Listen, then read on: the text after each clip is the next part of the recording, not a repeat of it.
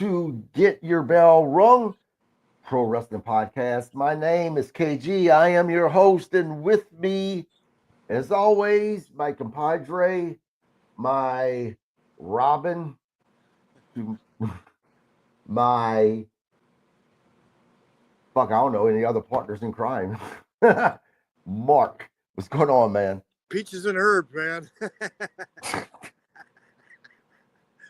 Not a lot. Isn't that like a group, a Yeah, it was musical a group? 70s male female singing group, I guess. It's Yeah, the only that came to goddamn. mind. The fact that you even know that, goddamn, you're old, dude. Yeah, you're only a couple years behind me, so shut At least I still have my hair in some places. up. Yeah, me too. We are doing our Saturday review of Friday Night Smackdown, and I tell you, with exception of the opening and the segments that had anything to do with the opening, SmackDown one was okay, but man, that opening was terrible. Yes, it It was was. so bad. I Yes, it mean, was. and we'll get into it. Go ahead, Mark. Yeah, we opened with what appears to be a car accident with Solo Sequoia. Um, I kind of shook my head, going, "Okay, what's the deal here?" But anyways, Yeah. What then we go. We'll, this was crazy though about the car accident.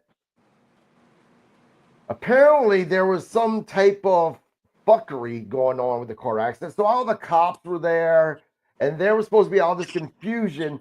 And amongst this confusion, Cody Rhodes is allowed just to walk up into that area to grab the contract for tonight's contract signing. I was like, this, I mean, that just made it even worse. Yeah, it was, oh man, it was absolutely terrible. what I thought was And, huh? what I thought was funny is none of the cops had pistol belts. Well, that, and I know that, law enforcement has gotten a little bit lenient about facial hair nowadays. But that was the first time I've seen a cop with a fucking man bun. I'm not gonna lie to you. It was just ridiculous. And I tell you, Adam Pierce, if you should happen to hear this podcast, and there's a possibility because him and I are friends on social media. I've never talked to him on social media, but we are friends on social media, and this podcast is live on Facebook. So you never know, right? Adam Pierce, that was terrible. And I'm sure it wasn't your idea, but I'm letting you know that was terrible. 100% terrible. Good Yeah, God, man. yeah. I don't think I've seen a man bun a cop either. No, Matter that of fact, was, matter of go fact, ahead. aren't you supposed to have like hair um, trimmed and cropped appropriately? Yes. Yes. Um, this reminded me of a WCW segment in the era that WCW was going down very, very fast. I mean, that's how bad that was. Yeah, yeah. No, it was horrid. Um, I just scratched my head and what little hair I have on it. Yeah, well, and what makes it even worse is we couldn't just say, "Oh, yeah, that was terrible. Thank goodness that segment is gone," because it played out throughout the night. I'm like, what the fuck? Pretty much, pretty much. All Go right, ahead. so let's go forward. Yeah. Next, you got Flair and Bliss. I'm beginning to like this pairing, to be honest. Um, anyways, Flair joins Alexis, and says, "Hey, where you been? Oh, well, I just got us a tag team title match at SummerSlam. I am a Flair after all. I still got some clout. All right, but I have to face Raquel Rodriguez tonight. I want you to come out to the ringside with me." Bliss says, "Do I look like a cheerleader?" She goes, "Well, yeah, you kind of do," and she kind of does. All Yeah, right, when they first paired these two together, um, I wasn't sure about it, and I didn't know how I felt about it, and I was a little resistant to it. But I tell you, the more it's going, the more I'm like you. I'm actually starting to like this. Um, the little kind of funny segment with Charlotte Flair.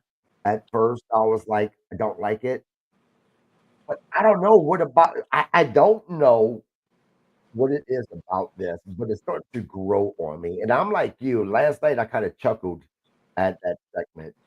Um, and I know I'm going a little bit ahead of what we're talking about, but man, I part of me's really happy for Charlotte because I tell you, last night the fans really got behind her, and you can genuinely see that um she was so thrilled and happy about that. Yeah. It wasn't one of those things that, yeah, I'm supposed to use babyface now, so I'm supposed to suck up to the fans type of a thing by giving them this big smile and appreciate their cheers. No, you could tell that this genuinely meant a lot to her to hear the fans chanting for her last night.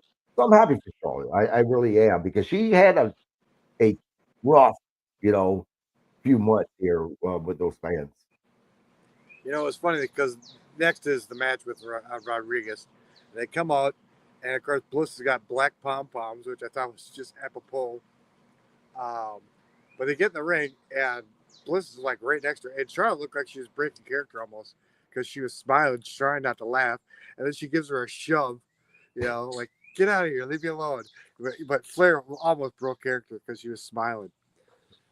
Flair still wants to hold on to that, that heel persona, but it's Right. slowly being chipped away, and it's just a good pairing. And I love this. We're not red shirt bullshit, you know. Right.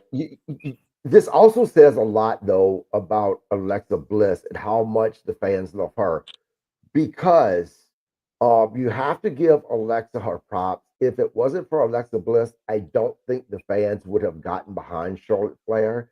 And WWE want, for whatever reason, they didn't want Charlotte being this massive heel where she was getting so much heat. So they partnered her up with the perfect person. So props for WWE for doing that because it's this partnering up with Alexa Bliss that's really got the fans to get behind Charlotte Flair as well. And by the way, Mark, we are a wrestling podcast with wrestling fans. Don't use big words like apropos because these wrestling fans. I'm just joking, guys. Anyways, the match with Raquel, Flair doesn't look much shorter than Raquel, to be honest. It must be your TV. Uh, Because Alexa Bliss doesn't even go up to no, Charlotte Flair and Flair's chin. Raquel. Oh, Flair Raquel. My bad. Yeah. Yeah, you're right. You're right. Yep. This is a good match. I'm not going to sit there and say different. I got a chuckle on Wade Barrett calling Raquel Big Mama Cool. And that could be the interaction that Kevin Nash gave her on social media, and she praised Yeah. him for the feedback. Yep. And I apologize, Mark. We got a timeout for a second because I completely spaced on doing this. And it's no disrespect to Buff Bagwell. It's Oh yeah, I'm absent minded. Um, Buff Bagwell had to have his leg amputated. And I wanted to mention this because there are so many shitty people out there, right?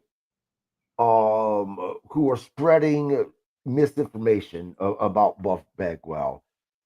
He did not, and I repeat, he did not get his leg amputated or have to have his leg amputated because of him being back on drugs or alcohol or anything like that. Buff Bagwell a few years ago was in a pretty bad car accident that injured that leg. And for a few years, they have been trying to save that leg. Unfortunately, it wouldn't heal. I imagine there was probably an infection in there where they had to take it. Now, Buff Bagwell and his wife actually did a YouTube video talking about this, talking about him having to have his leg amputated. And as well as there is on YouTube, you guys can check it out. It's actually a really good um uh, episode of Maven's um podcast on his YouTube channel. He actually met Maven actually drove 800 miles at the last minute to go be with Buff and his wife. And Maven was actually recording them going into the hospital live. Well, I don't know if it was live, but as they were going to the hospital, recording it as Buff was checking in for his surgery and stuff like that. So it seems like Buff Bagwell is in good spirits from what I'm seeing, based upon Maven's YouTube podcast, based upon the podcast that Buff Bagwell and his wife did right before he got his leg amputated. I hope that is truly the case. Buff Bagwell, yes, he has made mistakes in life like we all have, but he has overcome those mistakes. He has overcome a lot of obstacles in his life. Um, and I have no doubt that he's going to overcome this obstacle as far as um, future plans that he has. I have no doubt that Buff Bagwell will still obtain any goals that he has. And we at Get Your Bell, oh shit, Get Your Bell Rum. Yeah, Pro Wrestling Podcast. Get Your Bell Rum Pro Wrestling Podcast. Wish Buff Bagwell um all the positive thoughts and healing that we possibly can. And what's funny is I was actually in talks with Buff Bagwell's manager to for him to come on the podcast.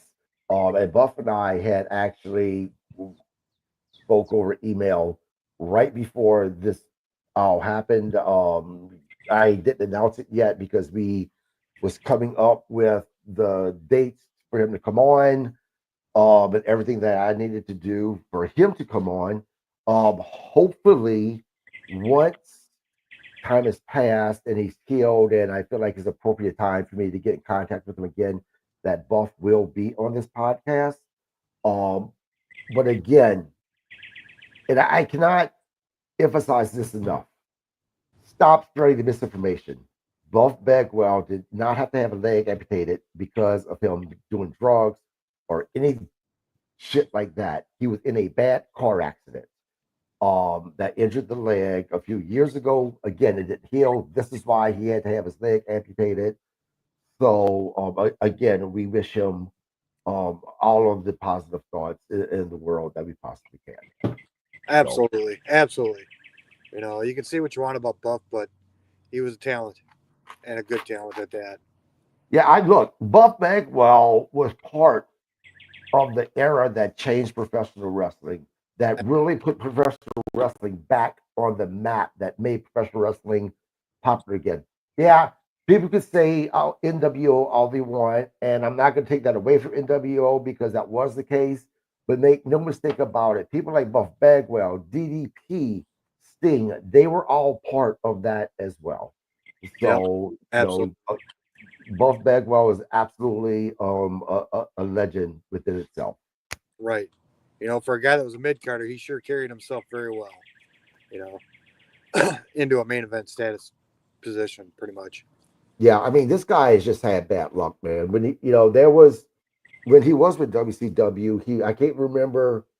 I think it was one of the Steiner brothers. He was in a match against where he jammed his neck, man, and it was scary for a moment. They didn't know if he was going to ever walk again. Yep, yep. I think it Um, was Steiner's. yeah, yep, and he overcame that. So I have no doubt that this is just another obstacle in the road that he's on in life. And Buff Bagwell has a story to tell people that literally not only is it inspiring, but a story that can save lives from all the things that he's been through. Right. To be honest, I didn't know he was married. Yeah, I don't know how long he's been married, but yeah, married. His wife is a seems. I mean, I don't know the woman, but she seems to be a very very nice lady. She seems to be very supportive of Buff Bagwell. So, and that's good to see that his family is there with him during this time, because that that can actually help the healing process move a little faster because of keeping him positive and stuff like that. Right. So is he Hall of Fame worthy? Fuck, absolutely he is.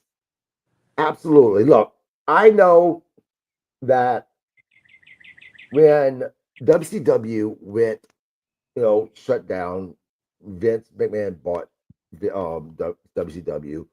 Buff Bagwell was one of the people he brought to WWE. Him and Booker T had that match. People said that it was, including Booker T, said that it was the match just didn't go well, and for whatever reason, Vince let Buff Bagwell go.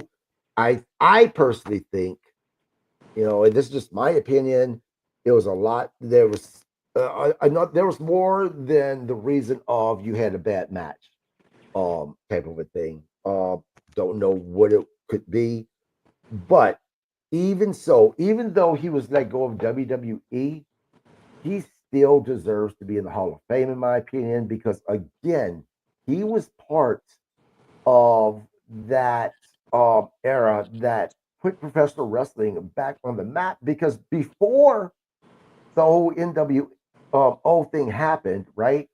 Um, Professional wrestling wasn't very popular. It lost a lot of its popularity, and this brought it back. And again, yes, NWO has a lot to do with it, but I also give a lot of credit to Buff Bagwell, to Sting, to DDP, to the Steiner brothers, everyone that was involved um, in those in that era back then. Because look, you call Buff Bakewell a mid Carter. Make no mistake about it. If he was indeed a mid Carter, he was an upper mid Carter, because he was having main event matches on Yep. WCW in that time, during that time. Yeah. So they couldn't have been successful without the Buff Bagwells, the Stings, the DDP. Right. They were all The contributing Steiners. factors. Now, if memory Absolutely. serves me, weren't they getting like 6% of the ratings? Something like that. Something like that. I know that they were beating WWE in ratings big time there It wasn't even for. just that; they were beating, Uh, ABC, CBS, well, NBC. yes, I yes, mean, they were yeah, taking they were in the top 5, top 10 every week. absolutely. Yep, yep. For With weeks. network television. Yes. Right. So I mean, Yep. that says a lot. Anytime you can capture 6% of an audience, you know, that's a lot. Yeah, yeah. And I tell you what, if Buff Bagwell is not inducted into the WWE Hall of Fame, because look, they've inducted people to Hall of Fame that really weren't WWE people that came from WCW, right? So if they don't induct Buff Bagwell into the Wrestling Hall of Fame, then that shows you that the powers that be that makes those decisions are incredibly fucking petty, in my opinion. Again, my opinion. Right. No, I agree. Um, Hell, weren't the Rock and Roll Express put in the Hall of Fame?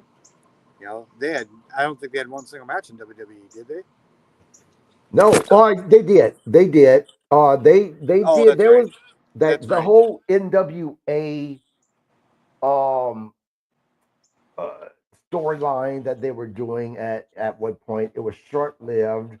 But look, this was Vince McMahon pissing on NWA the way he was treating those guys that was supposedly in that the NWA faction trying to take over WWE. I mean, you go back and watch it. And matter of fact, that was the first time in my memory that I ever seen Rock and Roll Express in a being heels. I mean, they were considered heels, right? I've never seen that before, to be Yeah. honest with you. I was shocked about that, to be honest with you. And maybe it's happened on, in other promotions that I didn't watch, them being heels. So I'm saying this was the first time that I seen them being heels. So yeah, they have, but again, it was short lived, very short lived, and they were inducted into the Hall of Fame. Yeah. Sting was inducted into the Hall of Fame, if my memory serves me correctly. So yeah, Buff Bagwell absolutely deserves to be there as well. Yep. All right. Anyways, back to the match here. Yes, So Roxanne got on the apron. Alexis cheap shots Raquel by taking her over the top rope, or putting her neck onto the top rope. Charlotte gives a big old boot and then goes for the pin. right. I kind of chuckled after the match too because Charlotte held out half of a sign for the heart, and Alexis mashed it. You know, it's just a good pairing. I don't know whoever thought of this, but it was just a good pairing. Yeah, Charlotte is definitely showing a side of her that I don't think any of us have ever seen. As far as her character wise, and again, yep, at first wasn't a big fan of it, but it's growing on me. It really is. Yep, yep. Okay, so next we go to Tiffany and Jade, giving their perspectives on their past and the road to SummerSlam. I really didn't care to be honest. To be honest. I was about to say, as much, as much as we have kind of spoke highly of Tiffany, right? Um, Mark loves Jay Cargill. For some reason, this pairing together, this match, isn't something that I'm excited about. Oh, Um, I want to see the match. The lead up to it is just not right. exciting to me. Yeah, see, it's twofold. The lead up is not exciting to me, and the thought of this match isn't even exciting to me. I don't know why. I'm sure that they're going to have a good match. It is Tiffy. It is Jay Cargill. Um, but I don't know. This match just doesn't excite me for some reason. Don't know why, Uh, man. I'm just curious on the outcome. Are they going to keep the belt on Tiffany or give it to Jade? You know, Right. I think for Jade it's too early yet. I don't think she's quite there as far as ring skills.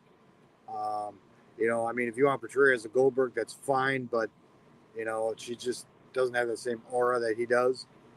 I don't know, it's because she's a woman or whatever. I don't know, but I'm interested in the outcome of the match. So I believe that they will give Jay the belt. And let me tell you why. And think about this. And of course, once again, my partner drops on me. He'll be back here pretty quickly. But for those who are watching, the reason why I am not, or why I believe Jade is going to get the belt is the last few matches. There he is. Man, you got to stop this shit, man. Yeah, sorry. No, that was my fault. I hit something on Yep. the screen and all of a sudden I was gone. So the reason Anyways, why I think Jade is they're going to put the belt on Jade is because if you think about it, the last few matches that Tiffy has had, that the title's on the line, it has been against people that, um, you know, she was the underdog. You talk about Charlotte Flair, right? You're talking about Stratton at the last pay per view, right? Stratus. And Stratus, to be Stratus, yeah, and she's Trish Stratus. She's been able to overcome and beat these people, including Nia Jax. I think they did that to build her up so that when she does face Jade, and if Jade beats her, it's not gonna be one of those things that it's Tiffy. There's no way she could beat Jade. No, we know that now she can beat Jade because of all the people that she has been able to beat. And because of that, that's why I believe that she's going to drop the belt to Jade. I know many people may think, well, no, should it be the other way around? That no, she can beat Jade since she's beat these other people, so she'll keep the belt. Most of that time, I would agree with that most of the time, but I think that they built her up to make it look like that this just wasn't an easy fight for Jade, so that they could put the belt on Jade. As backwards as that may sound, I honestly believe that that's what's going to happen. I do. And Mark, you have to admit that I have been, when predicting matches, I have been more right than I have been wrong. I'm not gonna argue that. I'm just I'm interested in the outcome of the match. That's all I can really say. Yep. You know, do I think it's gonna be a 5-star match? Not a chance. You know, could it be a 3.5? Yeah. You know, um, it's all in how it's laid out, I guess. So Yeah, look, am I going to be happy if they put the belt on Jade? No, I'm not a fan of Jade Cargill. Um, she has that presence um in the ring, and she's gotten so much better. She really has. But I just think that Tiffany adds more value to that belt right now. yep, yeah, absolutely. I just don't see Jade at that point right now. I'm not saying she's not going to get there. I'd give her another 6 months to a year. You know. Yeah. So, All right, so next we go to Damian Priest looking for Aleister Black. He comes across Camilla Hayes, and I kind of chuckle because this is like the rooster going after the coyote, I guess. You know, and he kind of baits Priest into a fight, and Priest says, "Okay, you're on." All right. So next thing you know, Priest and Camilla Hayes are in a match. I give credit to Damian Priest because he made Camilla Hayes look good. To be honest, he did have a good frog splash. I'll give him that. But this should have been a squash match. Anyways, Aleister Black comes out, gives him a kick to the temple, drops Damian Priest, and then kind of gives him a beatdown. Camille Hayes just lets it happen. I think he just rolled out of the ring and walked away, to be honest. yeah. And then he kind of talked a little talk to him and then walked away. So, all right, I want to go back to Carmelo Hayes, man. I really wish WWE would give this young man a push. Carmelo Hayes has really grown on me over the past few months. He is so charismatic. Um, I think he's a great talker.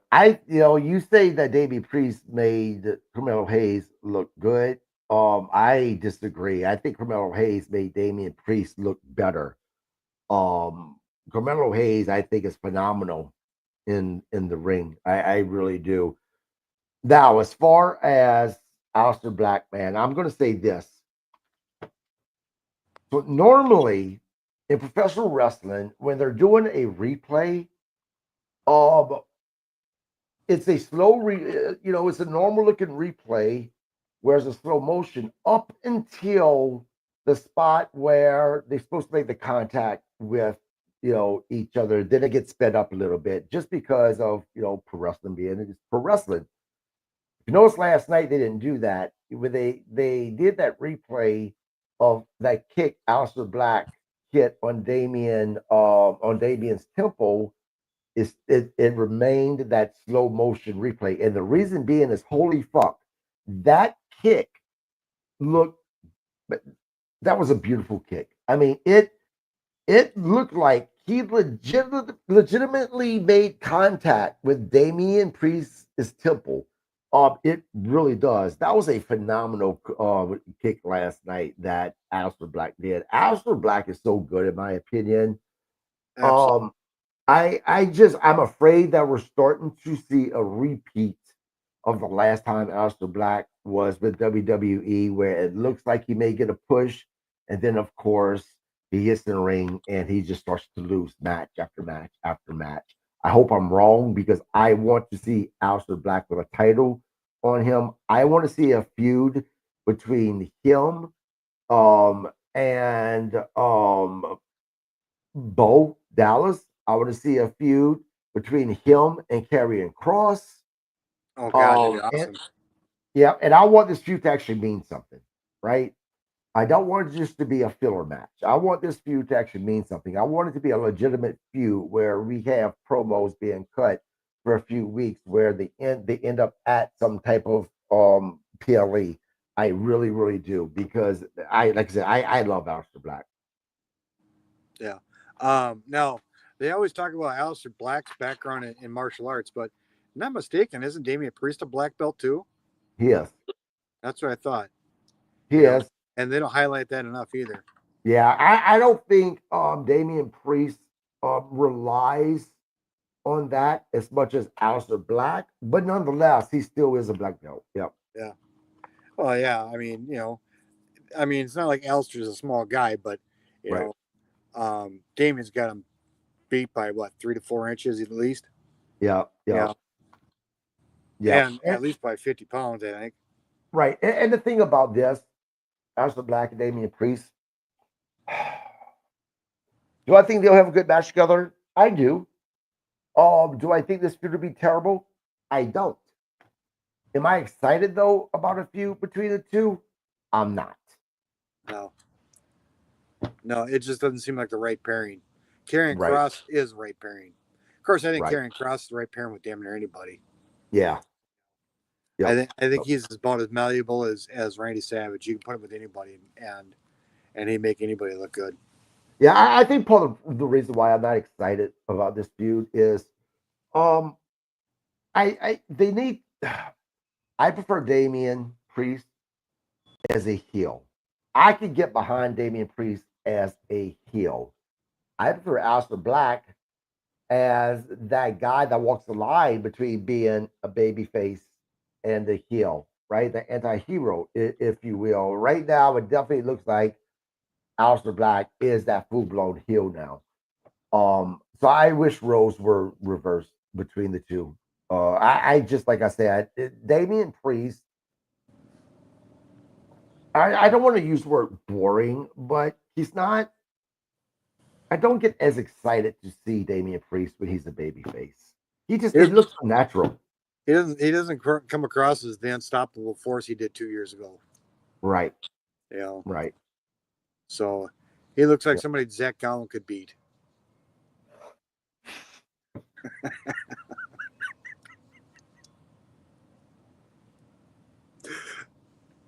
Don't do that shit when I'm drinking, fucker. I'm sorry, Damian. I am, but you know they're just handing you a line of shit. Yeah, and I want to make sure people understand this. We are not saying that Damian Priest is not good in the ring, because he is. They're just booking him poorly, Right. In our opinion. in Yep. our opinion. But what do So, we know? nothing. All right, so let's see. Although I do think that someone from WWE, possibly Adam Pearce, is watching this fucking podcast, because I have been saying now for a month that I wanted to see AJ Styles back in TNA for something, because that's where he got his popularity at. And I'd be goddamn now if they're not putting him for TNA's next pay-per-view. Right. That's their So big one. I want my Isn't it? money. Isn't that their big one too? Slammiversary. Yep. All I'm saying is I want my fucking cut for these ideas that Yeah. keeps on happening. We say we think something's going to look good. Next thing you know, they're doing it on AEW or WWE. I swear to God, guys, that's happening. Yep. Yeah, we're the unofficial writers that aren't getting paid. Yeah. Damn, we need a cut. All right, so next we go to Solo's group to the ring. Dog and Jacob. Jacob is called. It's cleared from the car accident incident. We forgot to mention that he was a person of interest in that car accident. So I want to talk about this for a second. Jacob Fatu is a babyface. Am I right? Yeah. Okay. When they came in to arrest Jacob Fatu, we heard Jacob Fatu calling the cops punk ass bitches, blah blah blah, right? That's not, and this is my problem right now with wrestling. That's not a fucking babyface fucking move, man. Babyface move is, well, I didn't fucking do anything, but you're not dogging a law enforcement. And this is just my opinion. In the time and era that we live in, where law enforcement has been targeted quite often here. I think that's irresponsible writing in my opinion on the part of WWE. I really, really do. For a babyface to completely go after law enforcement by trashing them the way Jacob Fatu did. It'd been one thing if it had been Solo, he's the heel. Okay, he's the bad guy. Bad guys do that shit, but not baby faces. And sorry guys, I had to put that out there because I was really disappointed with that segment. I really was. Well, it's just supposed to be acceptable to disrespect cops, you know, and unfortunately, that's the society we live in, and I don't agree with it, to be honest. Yep. Yep. So, anyways, he goes to the ring. Him and Jimmy go to the ring, and they pretty much clear house. Then Adam Pearce says, "Well, you guys want each other. You guys can have each other." Yep. Yep. And of course, it ended up with showing Big Jim, God damn it, Mark. It showed Big Jim out there to welcome Jacob Fatu basically back to the show because his name was cleared. Because Sorry. his name because his name was cleared. Yeah. And at the end of the segment, it ended up with Solo actually being arrested. Yeah. Yeah. Yeah. It's funny how you never see any handcuffs though. Solo was handcuffed. Oh, was he? Yeah. I must have missed it. Sorry. All right. So next we go to Jelly Roll and Randy on late night TV. Looked like they were on Jimmy Fallon, but I didn't see Jimmy Fallon. That's because Jelly Roll was the guest host that night. Oh, funny. I don't follow Jimmy Fallon. Sorry. So, anyways, Drew comes out. Randy and Drew start to fight. Jake Paul comes out, slaps Jelly Roll, gets put through the table or put through the desk. I loved it. I loved it. And I didn't. I hated it. Really? Oh, see This now. reminded me of the whole shit WCW did at Jay Leno. I just hate shit like this.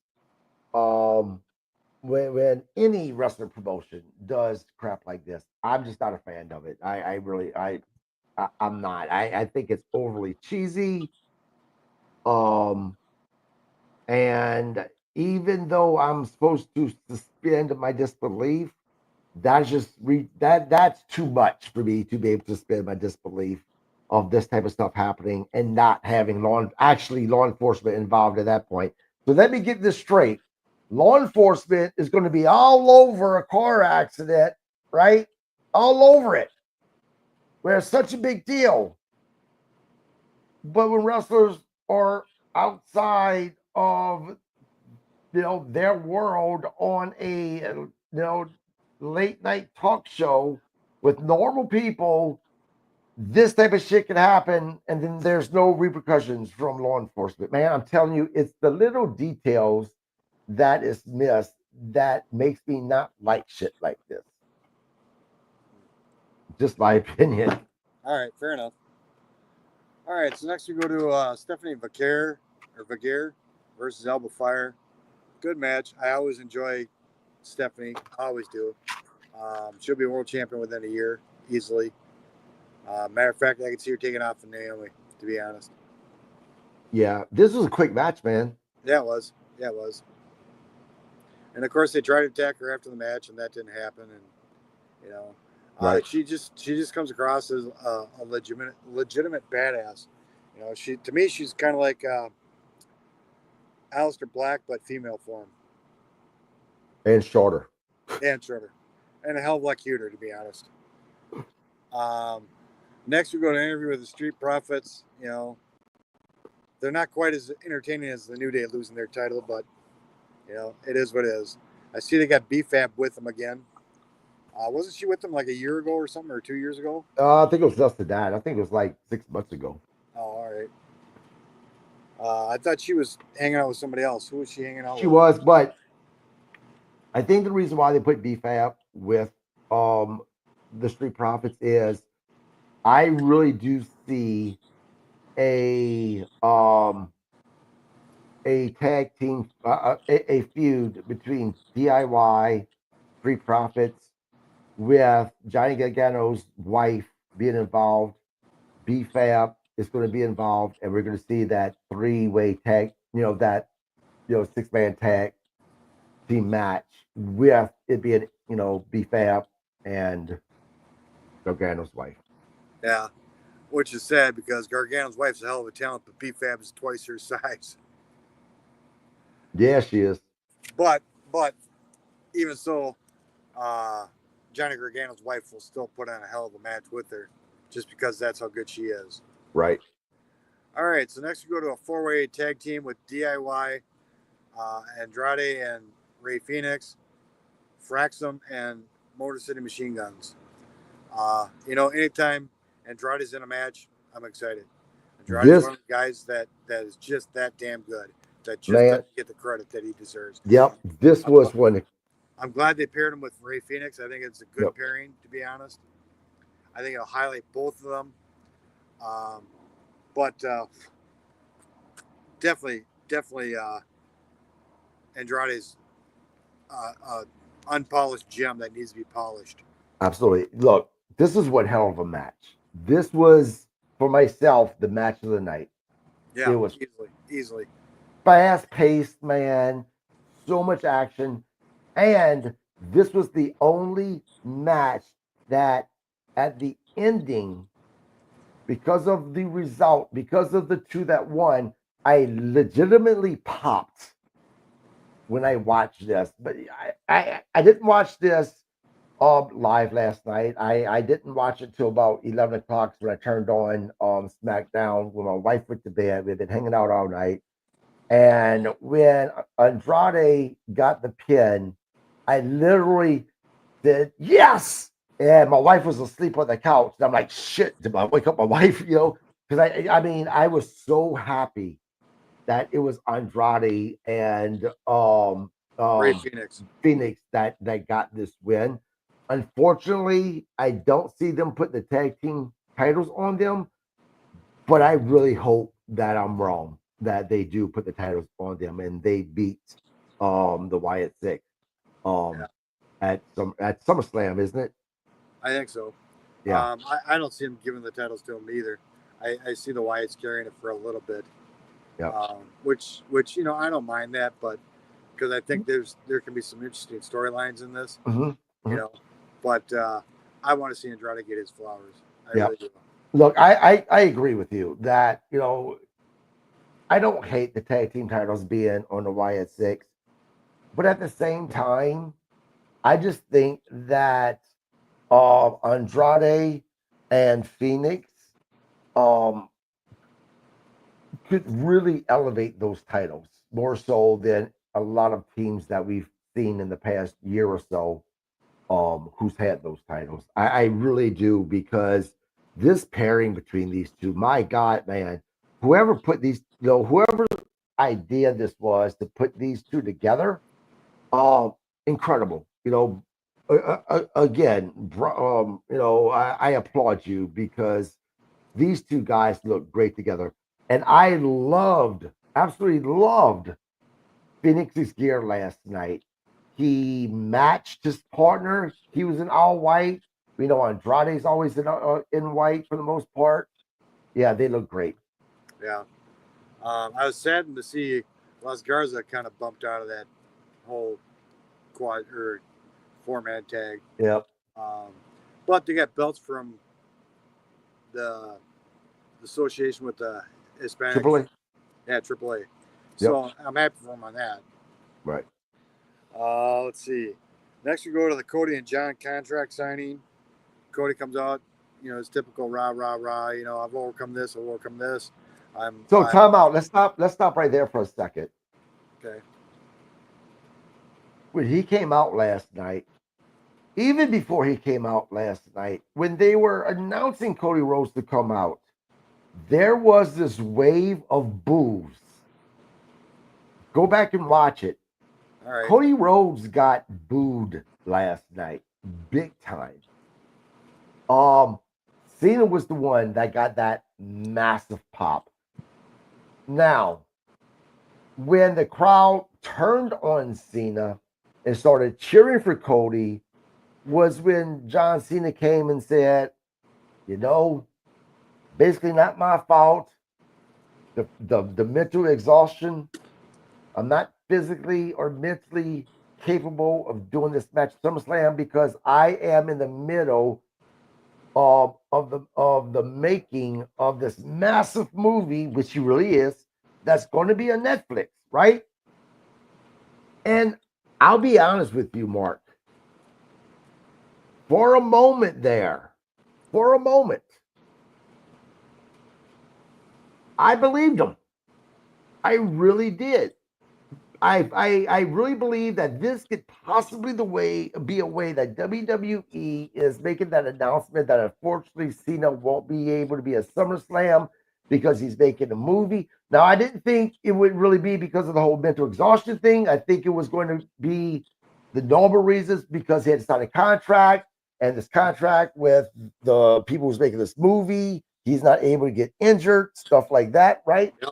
But for a moment, John Cena sold this shit. I really thought that this was going to be the case. My mind instantly went to, fuck, how are they going to replace Cena as this big main event at SummerSlam?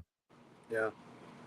No, I didn't fall for it, but yeah, I know what you're saying because The Rock had similar clauses in his contract where he couldn't wrestle. He committed to it verbally and then backed out because they said you get hurt and we're not paying you.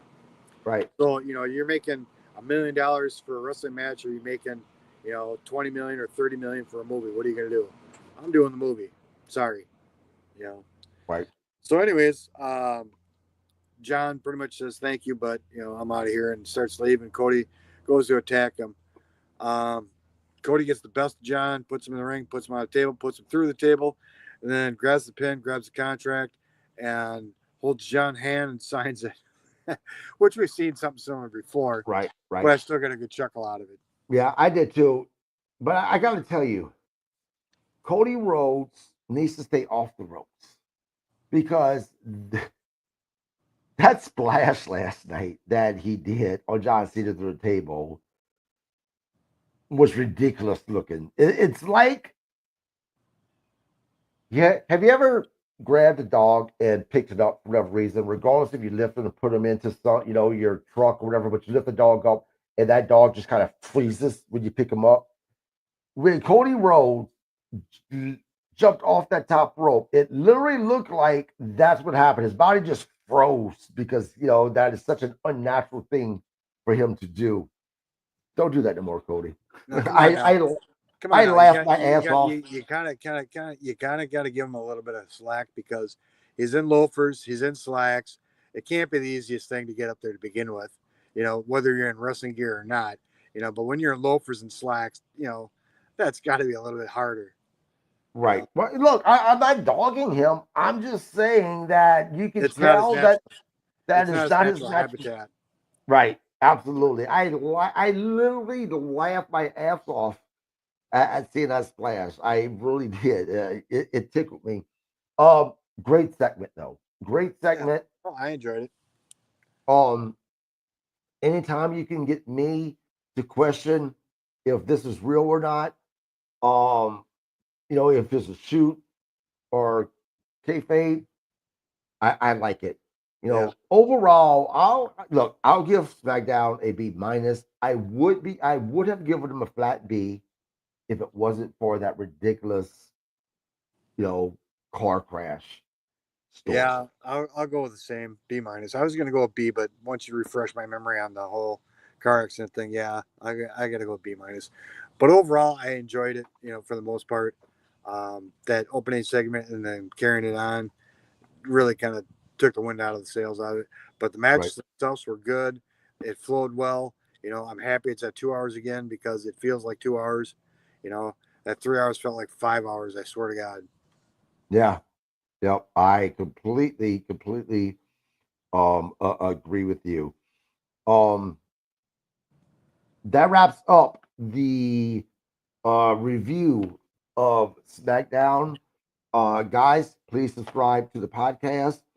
Hopefully, Mark will get his shit together with dropping off of the podcast twice.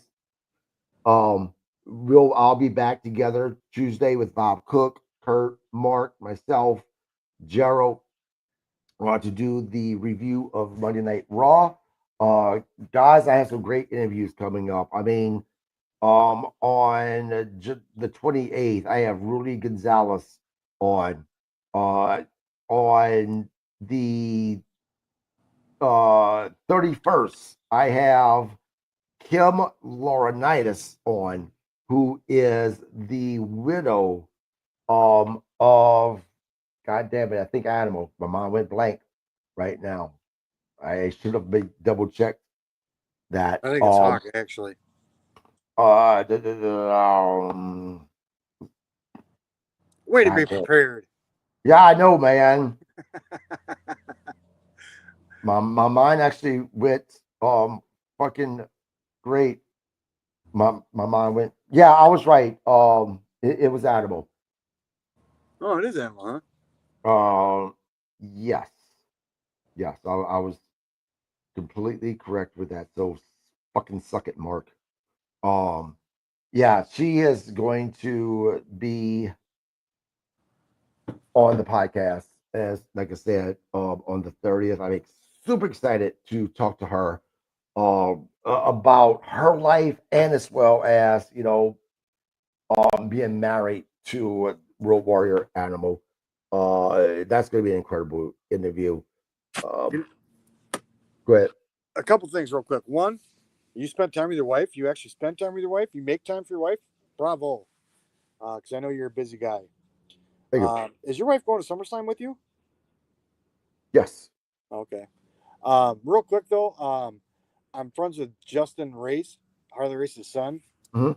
and he posted something a couple weeks ago, and I posted back that Harley's like the original legend to me. There's very few people I'd geek out on. Dustin Rhodes is one of them. Harley Race would have been another one. I'd geek out on Harley Race. Unfortunately, I never got the opportunity to meet him. But I seriously, it's probably for the better because I would have geeked out something fierce. But anyways, Justin Race replied back, "Thanks a lot. That means a lot." No, I replied back, "No, we need to thank you because you sacrificed so much to share your dad with the world." Yep. I really, while I probably didn't appreciate Harley much as a child, looking back, Harley Race was the man, plain and simple. You know, Yeah. and you can talk about Ric Flair being the man, but Harley was the man before Rick was ever the man or even considered being the man. No. And No. I just want to throw my hats off to Justin for responding back to me.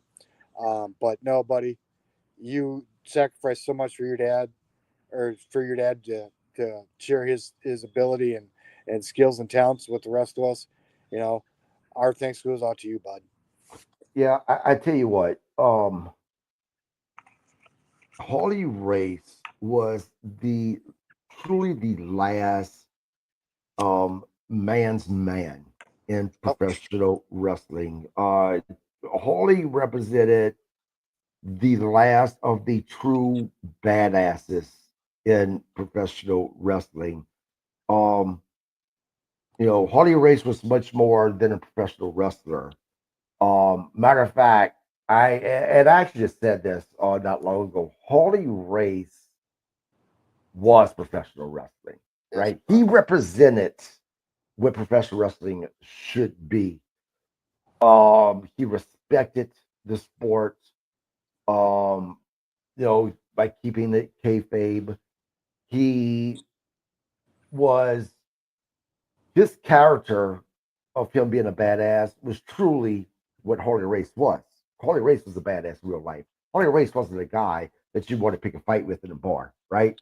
no, Um, so he represented that era of, as far as I'm concerned, of one of the last truly, like I said, badass men in professional wrestling. And you know what's crazy about that is that Justin and I talked about it when he was on my podcast. But they remember the gentleman, the professional wrestler that said this about Harley Race, but he literally said Harley Race would never make it because he was too cartoon ish looking.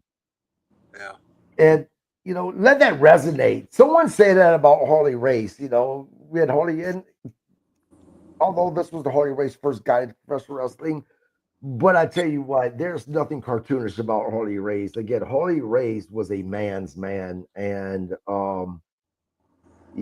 he truly represented a era that is now gone in professional wrestling that is very much missed. I get a kick out of a couple stories I heard. Undertaker going to WCW one night, and I know you've heard this story probably. And he was having problems walking, and Harley Race ran into him and says, "Get on the table." And Undertaker goes, "Well, I've already been adjusted." He says, "Not like I'm gonna do." And so Undertaker being this young kid, he's kind of frightened, because Harley Race was a man's man, and all of a sudden he heard a pop and his hip felt great and did his match, and after the match he was pretty much worthless, but he says during that match he didn't have any problems. It was all because of Harley Race. The other thing is, I think, was on Dark Side of the Ring, was Harley had some sort of disagreement with Hogan or somebody, and Harley Race went home to get his gun. He was going to shoot Hogan. All right. And I think instead he started something on fire or something. I can't remember. But yeah, Harley Race was not the guy you wanted to trifle with. So, look, when it comes to people like Haku, right? There's not anybody that I can think of that I would say, yeah, there's a possibility that they could take Haku, except for Harley Race. I'm at a mix on that one, but yeah, You know, push comes to shove. Yeah, I'd probably give Harley good odds on that one, because right, Haku has definitely been praised as probably the toughest SOB out there out of right. anybody.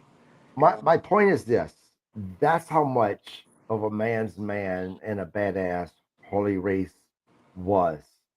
Um, because again, I would give Harley Race a better odds of being able to take Haku other than any wrestler out there. There's a Damn couple sure. other guys though that I think need to get a little praise too. Steven Regal, he's I think a legitimate tough guy, and Rick Rude, I Right. think was probably a legitimate badass too. Now I could be wrong on Rick, but I've never heard anybody Yeah, talk smack about Rick. yeah. I agree with you, but that wasn't that was the era after Harley Yep, Race. yep, You yep, know, absolutely. I was fortunate, and you were too. We were able to watch Harley Race wrestle towards the end of his career. And I mean right at the end of his career, because we seen Harley Race more that manager role than we did as that professional wrestler, because he was, a little bit before our time. But I feel very fortunate though that I was able to watch him wrestle towards the end of his career. That I was able to at least experience that much of Harley Race's wrestling career. Obviously, I've gone back and watched a lot of his matches, but as far as being able to see him live, yeah, we were lucky enough to be able to catch him towards the end of his career, and even then, he was phenomenal. Didn't he have polio too at one time? I'm not sure. I think he had polio one time, and I think they were discussing whether he'd ever walk. To be honest, Yeah, um, but yeah, I thought he had polio at one time or something. And to my understanding, once you have polio, you don't get rid of it. So I'm um, not sure. you know, Now that you brought this up, now we gotta give that answer to the fans. Um, Give me a second here.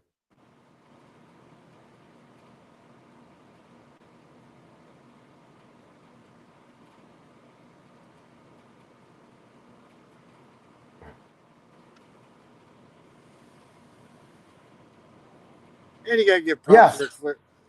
He Harley did. Race had Harley Race had polio as a child.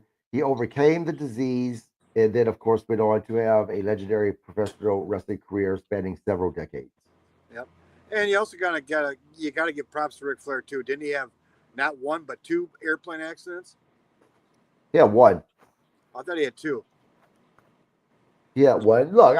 When I say that Harley Race was the last of the badasses in professional wrestling, I'm talking about during his era, right?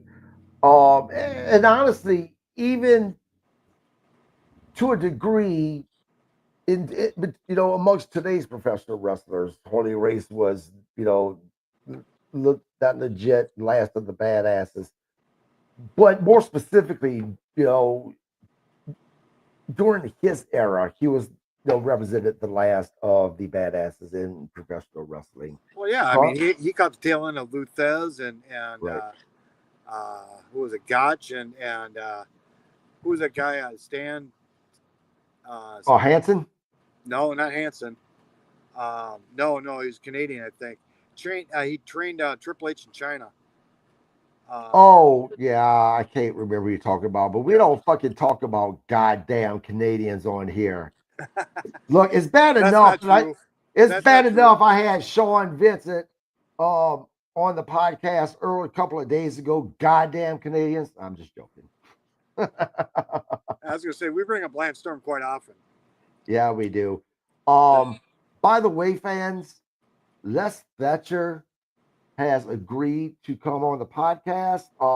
The dates has not been agreed upon just yet because he has a lot going on. Matter of fact, he just had a big weekend in Waterloo, Iowa, with the Les Thatcher Memorial awards or something like that. With SICW and a couple of different other wrestler promotions where there were quite a few people who was going to be recognized. Sonny, the original Sonny from Glow, was one of them, amongst many others. But him and I have been talking, and he gave his word that he will be on the podcast here within the next month, hopefully. So I'm super excited about that. If you guys don't know who Les Fletcher is, then I question your fandom of professional wrestling because he is a massive legend in the industry. So I'm very excited about that as well. Really, really excited about a lot of the guests that's going to be coming on pretty quickly. Yeah, other than that, man, you got anything else? Hey, do you remember? I think his name was Nelson Royal. He was a Yes, junior heavyweight champion for NWA. I wonder if he's still around. You should try and get a hold of him. I bet he's got some wonderful stories. probably, probably. Yep, I will mark that down actually. As a name, I should get on the podcast. Absolutely. But that wraps up the episode, the review of Friday Night Smackdown. Uh, Again, please subscribe to the podcast. It's free. It's absolutely free. Follow us. Again, I have some great guests coming on. Find me on Facebook, KG Landry. Just type in that name and you go directly to my page. I have a list of the people that's going to be coming on in the next couple of weeks. Other than that, Mark, anything else? I'm gonna go get my bell rung at Aldi's. That sounds a little dirty, but I'll take it. Get All your right, bell buddy. rung, everybody. Have a good one, everybody. Yep. Later.